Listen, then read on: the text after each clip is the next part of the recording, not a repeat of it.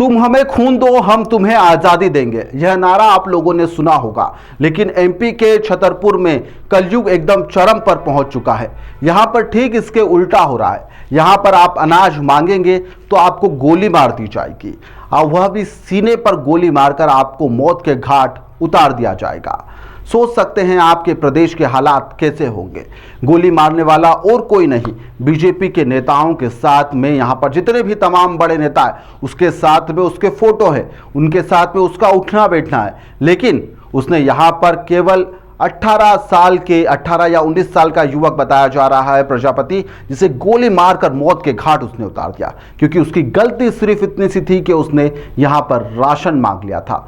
मध्य प्रदेश के छतरपुर से यह चौंकाने वाली खबर सामने आ रही है। दलित युवक के मौत के मामले ने अब जाकर तूल भी पकड़ लिया है। इसको लेकर 5 घंटे तक शहर की जो मुख्य सड़क है वहां पर जाम भी लगा रहा। इस दौरान युवक के पिता ने अपने ऊपर ज्वलनशील पदार्थ भी डाल लिया था और अपने आप को आग के हवाले करने की भी कोशिश की गई। गनीमत रही कि पुलिस और अन्य लोगों ने उन्हें बचा लिया। इस पूरे मामले को लेकर लगातार राजनीति तेज भी हो रही है। छतरपुर जिले के नौगांव थाना क्षेत्र के बिलहरी गांव में राशन वितरण के बीच में गोली चल गई। फायरिंग में यहां पर 19 साल का एक दलित युवक का इसकी मौत हो जाती है। बताया जा रहा है कि रविवार सुबह का यह पूरा घटनाक्रम है। करीब 10 बजे ग्राम पंचायत बिलहरी के में राशन दुकान पर राशन कार्ड के माध्यम से राशन का वितरण होना था, और इसी बीच राशन विक्रेता और लोगों के बीच में किसी बात को लेकर बहस हो जाती है, जिसके बाद में भीड़ इकट्ठा हो जाती है। एकत्रित भीड़ यहां पर उसके घर में घुसकर मारपीट करने लगती है, तोड़फोड़ की भी कोशिश की जाती है, जिसका एक वीडियो भी सामने आया था। राशन दुकान में यहां पर स्थानीय जो लोग हैं और जो एडवोकेट है प्रवीण पटेरिया, उनके घर से यह पूरी चीजें संचालित हो रही थी। विवाद बेहद ज्यादा बढ़ जाता है, तूल पकड़ लेता है। इस दौरान यहां पर गोली तक चल जाती है। गोली 19 साल के एक युवक की जान ले लेती है, जिसको लेकर नौगांव अस्पताल में के बाहर परिजन इकट्ठा हुए। यहां पर शव सड़क पर रखा गया। अस्पताल के बाहर लंबा जाम लग गया।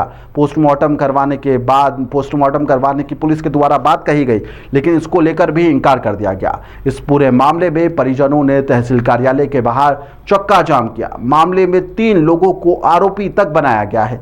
3 आरोपियों के नाम आप लोग सुन लीजिए।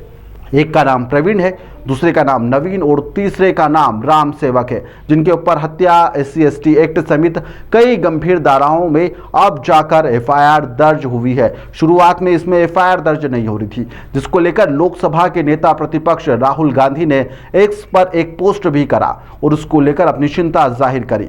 राज्य में कानून व्यवस्था पर उन्होंने सवाल खड़े कर दिए।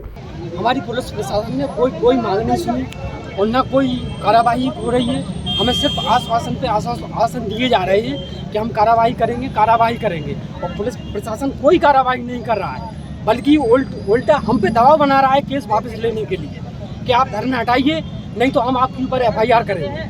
अब आप लोगों की क्या मांग है? हमारी मांग है कि जो थाना प्रभारी कल थे उनको तत्काल प्रभाव से सस्पेंड किया जाए, और SP या कलेक्टर आकर हमको आश्वासन दे कि हम गिरफ्तारी जल्द से जल्द उन्हें जेल भेजेंगे। तो भाई पुलिस कह रही है कि लगातार हमारी कई टीमें आरोपियों को पकड़ने के लिए छापामार कार्रवाई कर रही है, हमें वक्त दिया जाए इससे कि उन्हें गिरफ्तार किया जाए।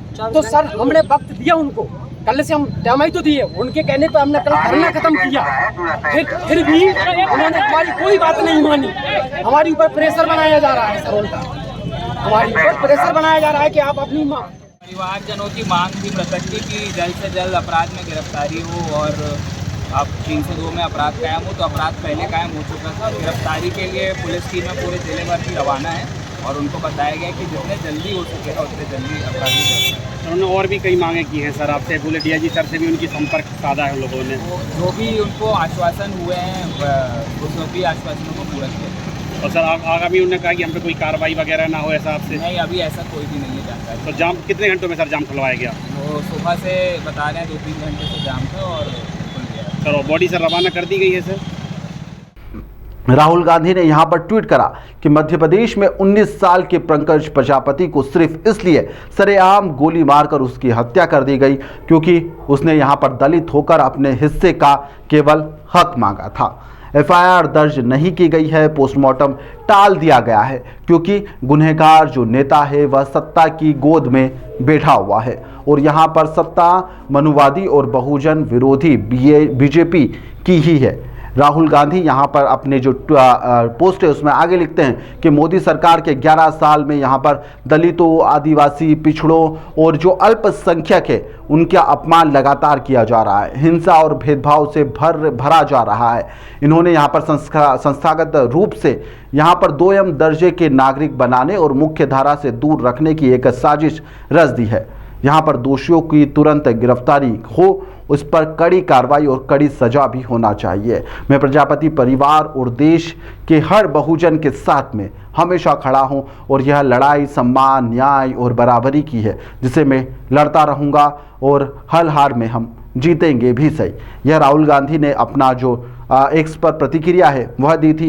इस मामले में फिलहाल एफआईआर हुई है लेकिन अभी किसी की गिरफ्तारी नहीं हुई है और यहाँ पर परिजन और गांव के लोग खासे आक्रोशित भी हैं। वहीं पर एक दलित मुद्दा भी इसके अंदर निकलकर सामने आया है। फिलहाल अब देखना होगा कि पुलिस इस पूरे मामले में, क्योंकि बीजेपी के एक नेता का नाम सामने आया है, तो इस पूरे घटनाक्रम को कैसे हैंडल करती है यह भी देखने लायक होगा।